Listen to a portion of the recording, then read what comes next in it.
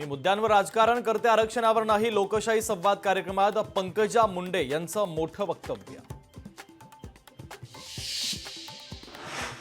29 ऑगस्टला वेळ दिला, त्याआधी आरक्षण द्या. जरांगेंचा सरकारला नवा अल्टिमेटम. सरकारचा खुर्चीत जीव, त्यांना खुर्चीतच ठेवणार नाही.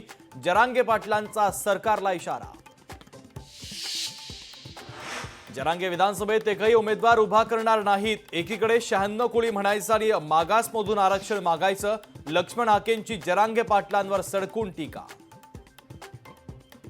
शिवस्वराज्य यात्रेच्या दरम्यान सुप्रिया सुळेंची मराठा आंदोलकांनी घेतली भेट, तर 50% आत मराठा आरक्षणाला पाठिंबा आहे का?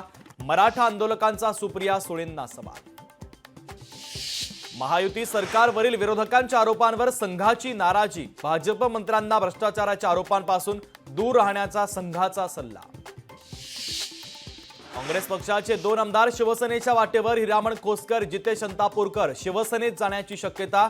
क्रॉस वोटिंग कारवाईच्या आधीच दोघे काँग्रेस सोडण्याच्या तयारीत. आघाडी आणि युतीमध्ये मतभेद असतातच. मतभेदामुळे कुठे चुकतो, कुठे सुधारायची गरज आहे कळतं. अजित पवारांबाबत युतीतील नाराजीवर नार्वेकरांचं वक्तव्य. कर्नाटक राज्यामध्ये एसबीआय आणि पीएनबी बँकेसोबतचे व्यवहार रद्द. दोन्ही बँकेतील सर्व सरकारी विभागाची खाते बंद करण्याचे आदेश.